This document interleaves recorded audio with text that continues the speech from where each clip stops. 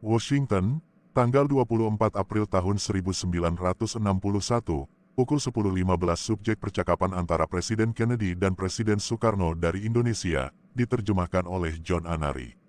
Peserta dari orang Amerika, Presiden John F. Kennedy, Menteri Luar Negeri Dekan Rus, Duta Besar Howard P. Jones, Wakil Asisten Sekretaris John M. Steves, Asisten Presiden Urusan Keamanan Nasional Walt W. Rostoworang. Dari orang Indonesia, Presiden Soekarno, Wakil Menteri Pertama Leimena, Menteri Luar Negeri Subandrio dan Duta Besar Indonesia pada waktu itu yang bernama Dr. Zairin Sain.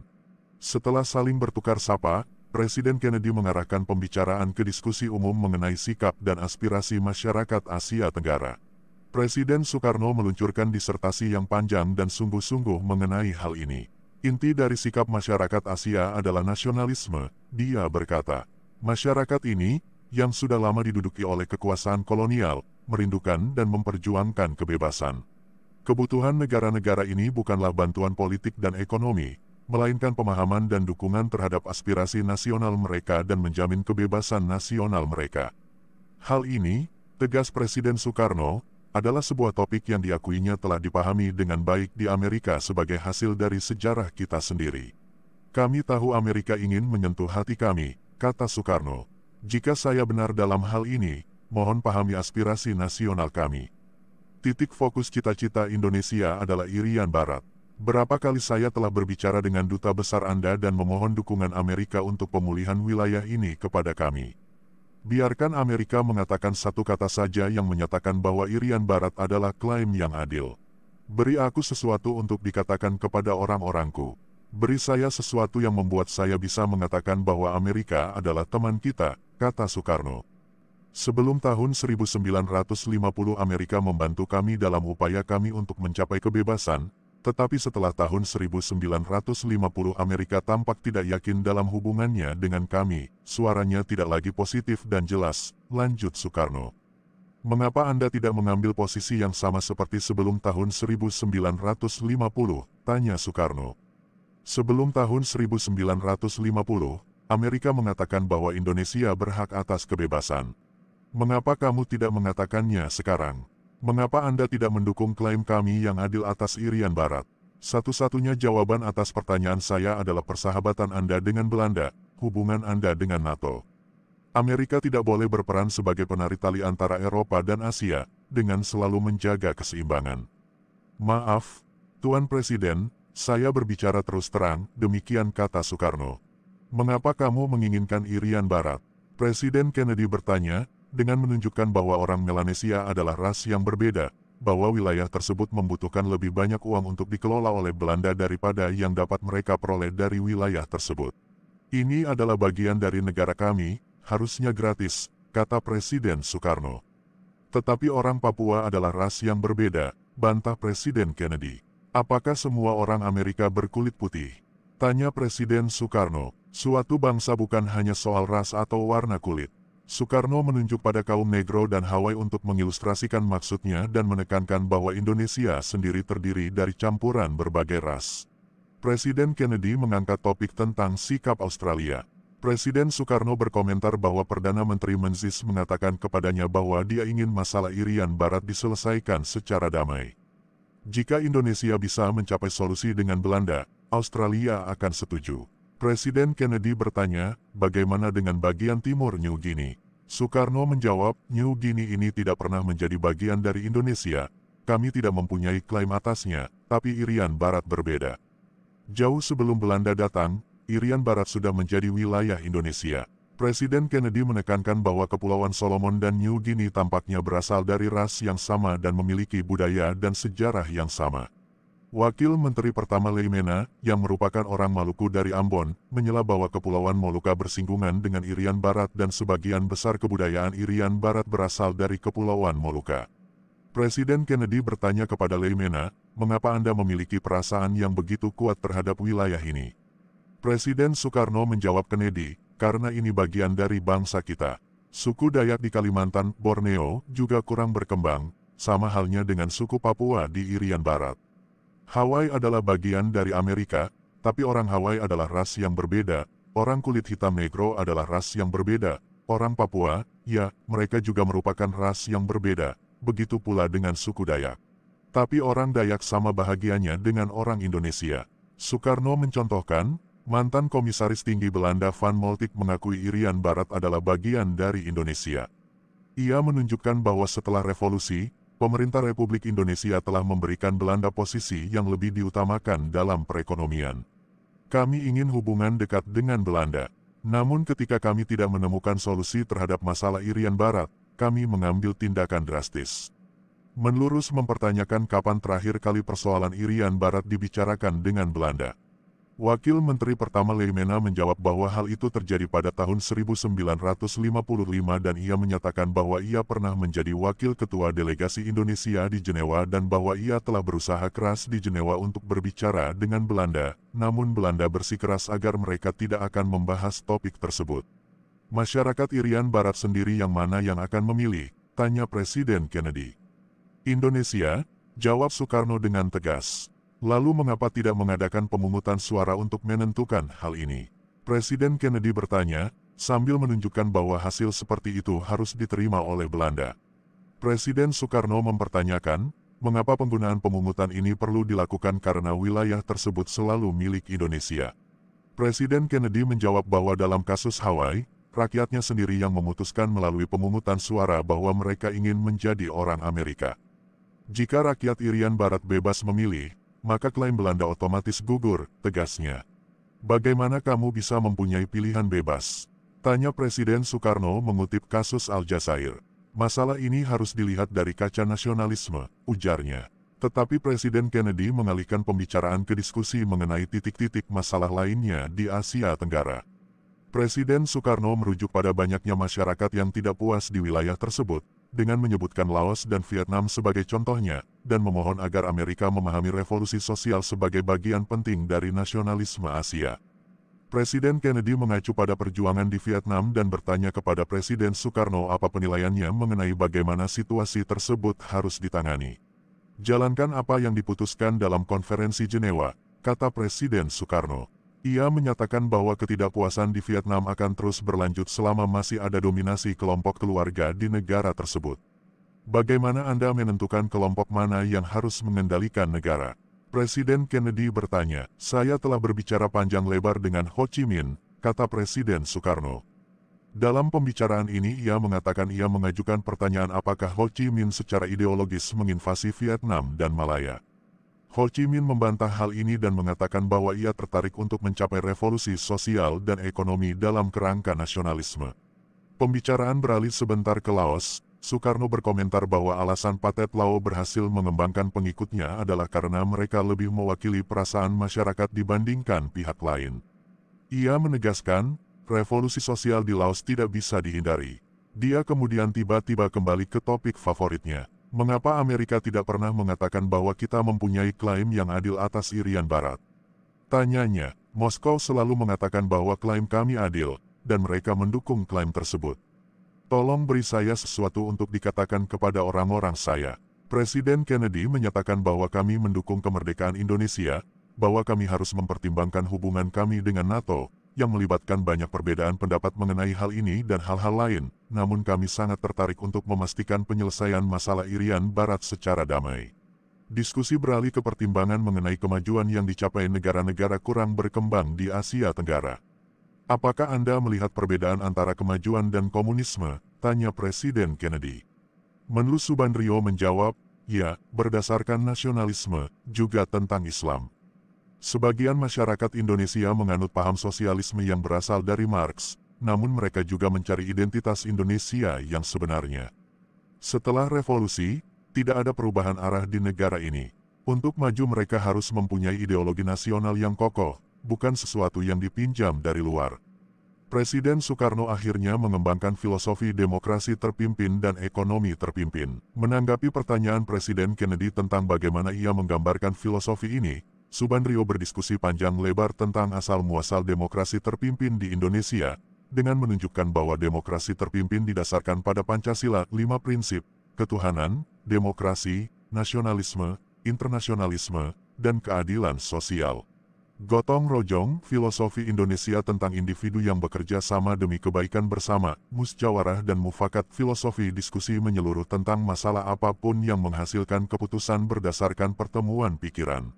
Masyarakat kita tidak mengetahui atau memahami konsep keputusan yang dibuat oleh setengah kelompok ditambah satu, kata Subandrio, seraya menekankan bahwa kebulatan suara adalah dasar bagi masyarakat Indonesia untuk menentukan kebijakan dan tindakan melalui diskusi hingga tercapai kesepakatan oleh semua pihak yang terkait.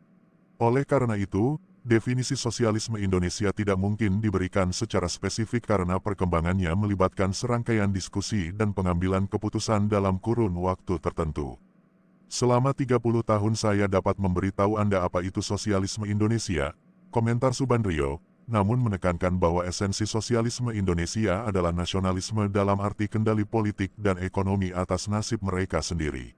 Bagaimana Anda bisa mandiri jika 90% perekonomian Anda berada di tangan pihak luar?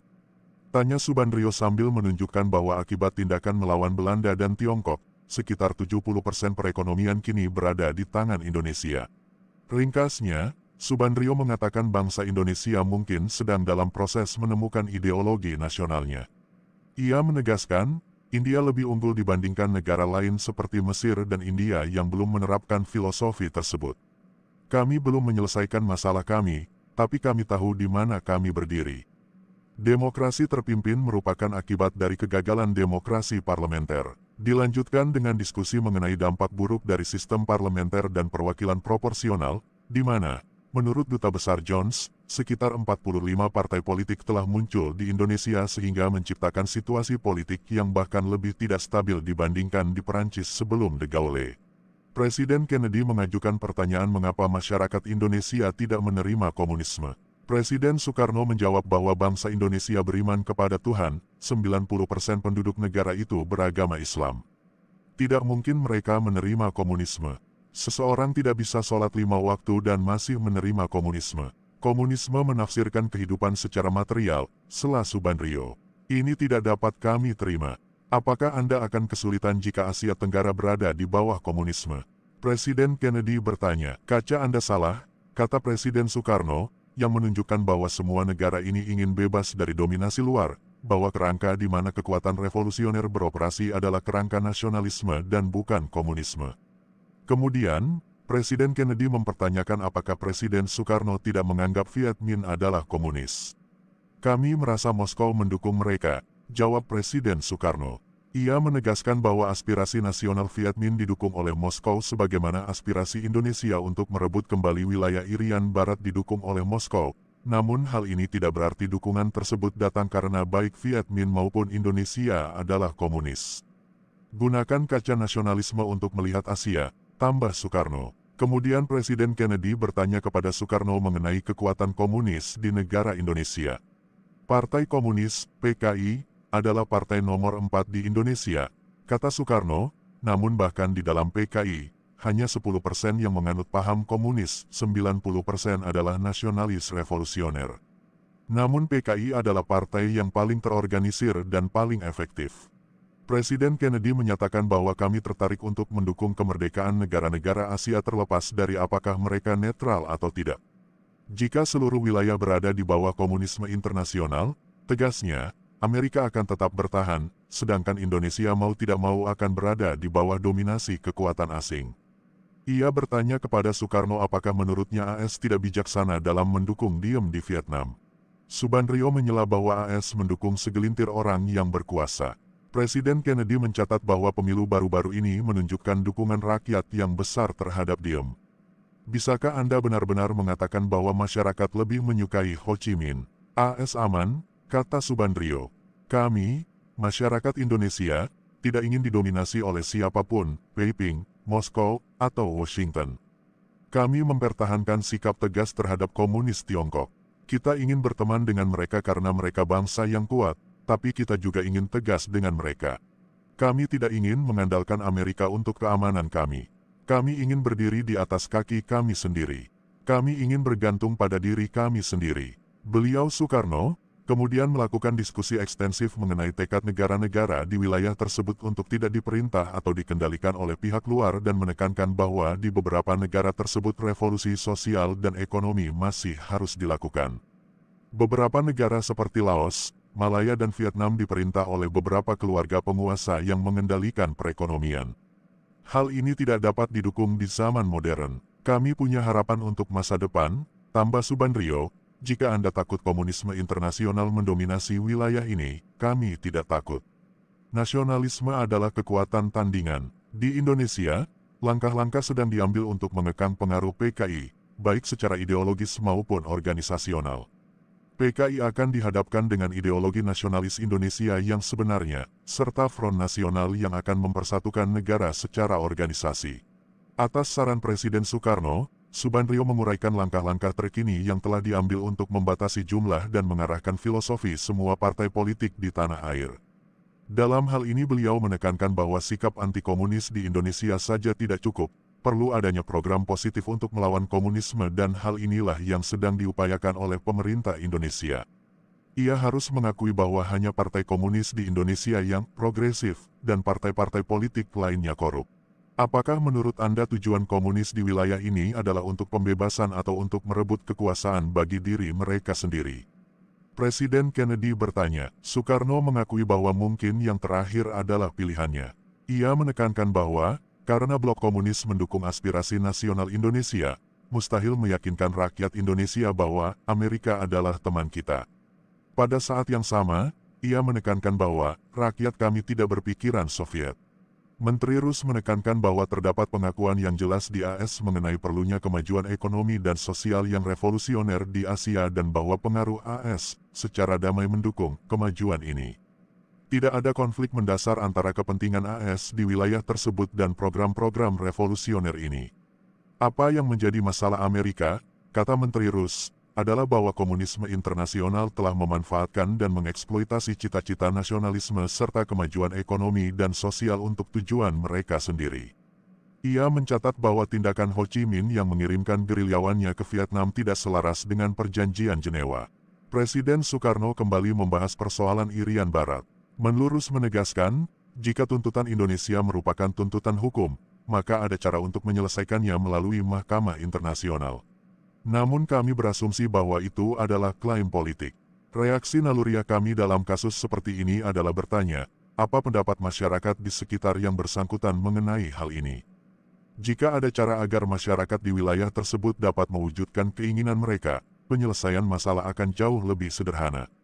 Pendapat Belanda, kata Menteri Rus, sedang berubah. Kami realistis, kata Subandrio, kami siap mencari cara dan sarana bagi Belanda untuk menyelamatkan muka dalam masalah ini.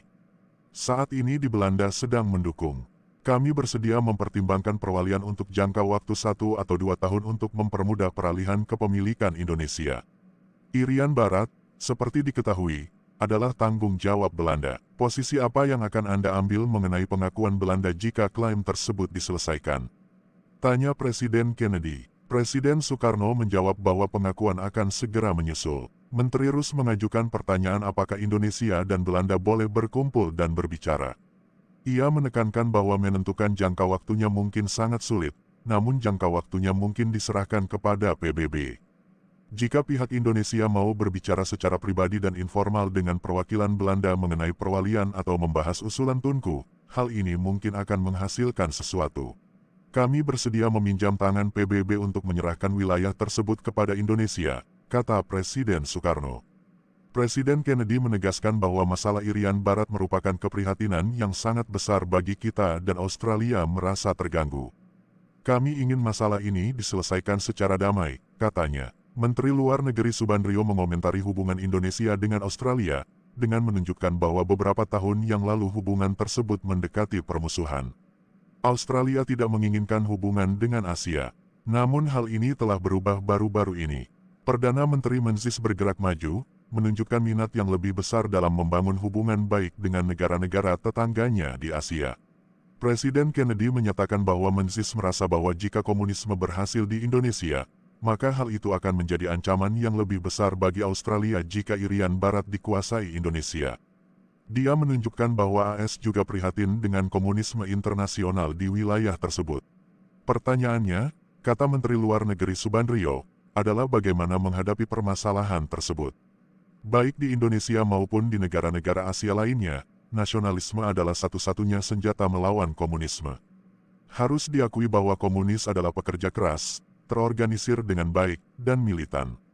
Penyelesaian masalah Irian Barat akan sangat membantu Indonesia. Presiden Kennedy menyatakan harapannya agar pemerintah Indonesia tidak mempertimbangkan penggunaan kekerasan dalam situasi ini, dan menekankan bahwa iklim yang tenang sangat penting jika ingin menemukan solusi. Presiden Soekarno menegaskan, solusi ini harus segera dicarikan solusinya. Saya tidak bisa selalu mengendalikan rakyat saya, katanya. Beri aku lebih banyak kendali atas rakyatku. Presiden Kennedy kembali menekankan bahwa masalah tersebut akan menjadi lebih kompleks dan sulit diselesaikan jika ada aksi militer di wilayah tersebut. Menteri Luar Negeri Subandrio menegaskan bahwa Belanda sedang memperkuat Irian Barat dan hal ini menimbulkan kehebohan yang cukup besar di Indonesia. Ia menegaskan, pemerintah Indonesia tidak berniat melakukan tindakan militer terhadap Irian Barat, namun berbagai pulau di wilayah tersebut terus berpindah tangan dan kemungkinan akan terjadi bentrokan. Presiden Kennedy menanyakan bagaimana pemerintah Indonesia membayar bantuan militer yang diterimanya dari Uni Soviet. Subandrio menjawab, mereka membayar di atas 12-15 tahun dengan masa tenggang. Beliau mengatakan bahwa mereka lebih memilih untuk membelanjakan uang tersebut untuk pembangunan ekonomi, namun sayangnya dalam situasi yang mereka hadapi, hal ini tidak mungkin dilakukan. Ia menekankan bahwa Indonesia tidak akan menjadi beban bagi AS, namun menjadi aset jika kita kuat. Saat makan siang, Presiden Kennedy membahas mengenai rencana pembangunan ekonomi 8 tahun Indonesia, menunjukkan ketertarikan kami terhadap rencana tersebut, dan mengatakan bahwa kami akan dengan senang hati mengirimkan tim ekonomi tingkat atas ke Indonesia untuk mempelajari rencana tersebut dan bekerja sama dengan pemerintah Indonesia untuk menentukan bagaimana kita dapat memberikan kontribusi terbaik pada implementasinya. Teman-teman mohon dukungannya, like dan komentari video ini serta jangan lupa subscribe channel YouTube Manuskrip. Salam satu manusia satu jiwa. Tuhan memberkati.